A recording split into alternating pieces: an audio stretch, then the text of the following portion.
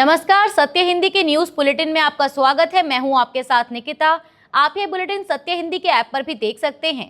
Bulletin की शुरुआत करने से पहले एक नजर हेडलाइंस पर। अमेरिका के व्हाइट हाउस के पास फायरिंग, गोलियां चलाने वाला संदिग्ध मारा गया।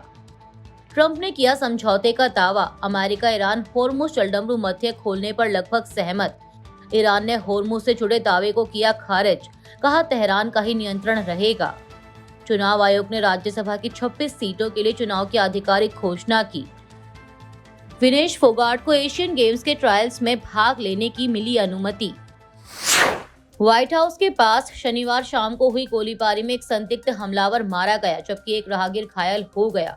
घटना के समय राष्ट्रपति ट्रंप व्हाइट हाउस के अंदर ही मौजूद थे, लेकिन वे पूरी तरह सुरक्षित रहे।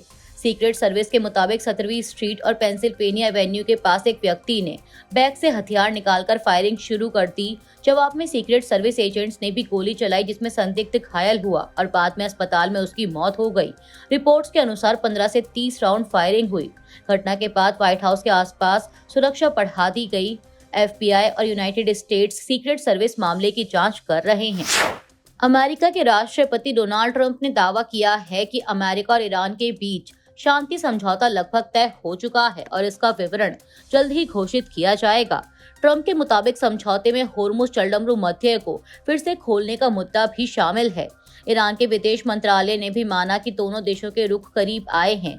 ईरान के विदेश मंत्रालय के प्रवक्ता इस्माइल बकाई ने इससे पहले सरकारी टीवी को बताया था कि पिछले एक हफ्ते में अमेरिका और ईरान के रुख एक दूसरे के करीब आए हैं, लेकिन उन्होंने चेतावनी दी कि इसका मतलब यह नहीं है कि अहम मुद्दों पर समझौते हो ही जाएंगे।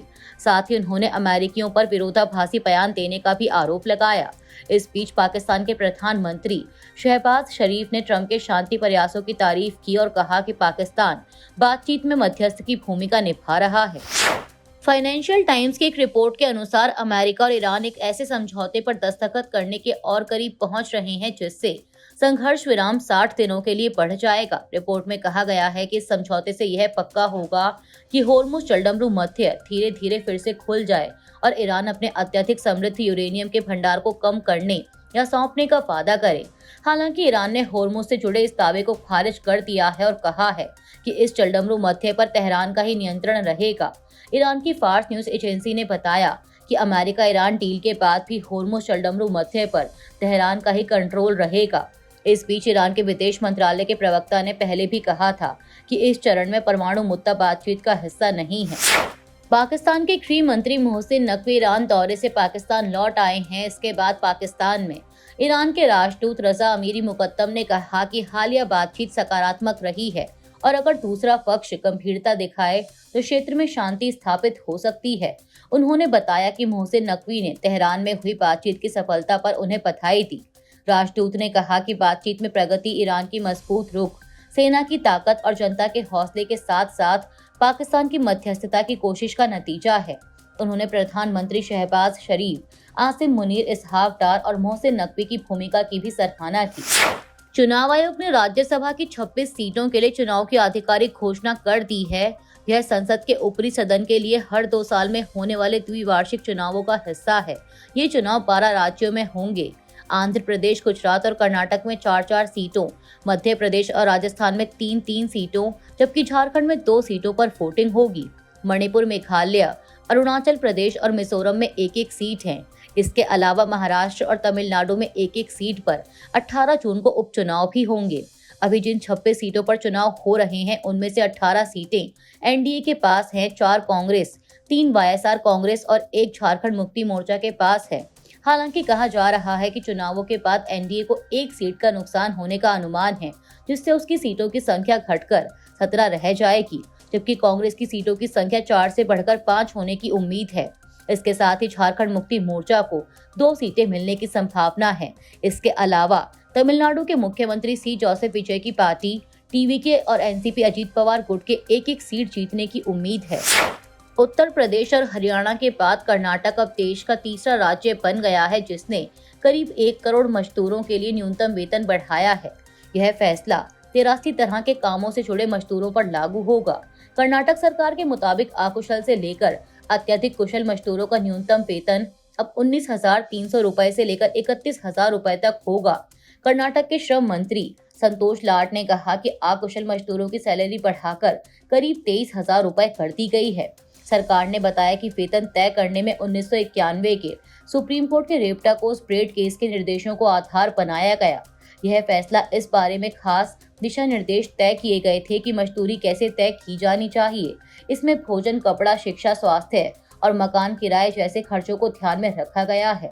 बता दें कि इससे पहले पिछले महीने उत्तर प्रदेश की सरकार ने बड़े पैमाने पर हुए विरोध प्रदर्शनों के बाद कुशल मजदूरों के लिए न्यूनतम वेतन 16,868 रुपए, अर्ध कुशल के लिए 15,059 रुपए और अकुशल के लिए 13,690 रुपए कर दिया था।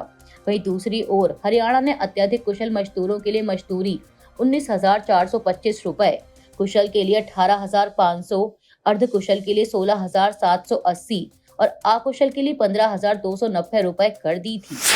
दिल्ली हाई कोर्ट ने पहलवान विनेश फोगाट को 2026 एशियन गेम्स के सिलेक्शन ट्रायल्स में हिस्सा लेने की अनुमति दे दी है। कोर्ट ने कहा कि भारतीय कुश्ती महासंघ यानी WFI की सिलेक्शन पॉलिसी साफ तौर पर भेदभावपूर्ण है और यह WFI को फोगाट जैसी मशहूर खिलाड़ियों पर विचार करने का कोई अधिकार नहीं देती, खासकर तब जब उन्होंने मैटरनिटी लीव की वजह से खेल से ब्रेक लिया हो। कोर्ट ने कहा कि किसी महिला के साथ मैटरनिटी लीव लेने की वजह से भेदभाव नहीं किया जा सकता। कोर्ट के मुताबिक विनेश फोगाट ने 2025 में मेडिकल और मैटरनिटी कारणों से खेल से ब्रेक लिया था और जुलाई 2025 में अपने पहले बच्चे को जन्म दिया था। इसी वजह से वह किसी प्रतियोगिता में हिस्सा नहीं ले सकी। अब 2026 एशियन गेम्स के लिए 30 और 31 मई को ट्रायल्स होंगे। वहीं इससे पहले विनेश फोगाट ने गोंडा जाकर नेशनल ओपन रैंकिंग टूर्नामेंट में खेलने की अनुमति भी मांगी थी। दिल्ली जिमखाना क्लब ने केंद्र सरकार के उस आदेश के बाद आवास और शहरी मामलों के मंत्रालय से तुरंत बैठक की मांग की है, जिसमें क्लब को 5 जून तक अपनी 27.3 एकड़ जमीन खाली करने को कहा गया है। लुटियंस दिल्ली में स्थित यह क्लब प्रधानमंत्री आवास के पास मौजूद है और देश के सबसे पुराने व प्रतिष्ठित क्लबों में गिना जाता है। क्लब की गवर्निंग काउंसिल ने कहा कि वह सदस्यों और कर्मचारियों के हितों को ध्यान में रखते हुए सरकार से स्पष्टीकरण मांग रही है। वहीं केंद्र सरकार के अनुसार यह जमीन राष्ट्रीय सुरक्षा, सरकारी ढांचे और जनहित परियोजनाओं के लिए जरूरी है। आदेश में कहा गया है कि तय समय तक जमीन नहीं सौंपने पर कानूनी कार्रवाई कर कब्जा लिया जा सकता है। बता दें कि यह क्लब 1913 में इंपीरियल दिल्ली जिमखाना क्लब के नाम से शुरू हुआ था। अमेरिकी विदेश मंत्री मार्को रूबियो ने प्रधानमंत्री नरेंद्र मोदी के साथ हुई बातचीत को लेकर जानकारी दी है। मार्को रूबियो ने शनिवार को कहा कि आज हमारी एक बहुत ही सार्थक बैठक हुई। अमेरिका जिस तरह से इंडो पैसिफिक क्षेत्र को देखता है, उसमें भारत की भूमिका केंद्रीय है और यह सिर्फ क्वाड के जरिए ही नहीं बल्कि द्विपक्षीय स्तर पर भी है। उन्होंने आगे कहा कि आप इसे उन 20 अरब डॉलर के निवेश के रूप में भी देख सकते हैं जो भारतीय कंपनियों ने अमेरिका में किया है। आप इसे पैक्स सिलिका में उनकी भागीदारी और उन अन्य अवसरों में भी देख सकते हैं। इसके साथ ही मार्को रूबियो ने प्रधानमंत्री मोदी को राष्ट्रपति ट्रंप की ओर से फिर व्हाइट हाउस आने का न्योता दिया। बता दें कि मार्को रूबियो क्वाड विदेश मंत्रियों की बैठक के लिए 23 से 26 मई तक भारत के दौरे पर हैं। इस दौरान वह कोलकाता, आगरा, जयपुर और नई दिल्ली का दौरा करेंगे। अभी के लिए इस बुलेटिन में सिर्फ इतना ही। 11 बजे फिर हाजिर होंगे देश दुनिया की बड़ी खबरों के साथ। तब तक के लिए देखते रहिए सत्य हिंदी। नमस्कार।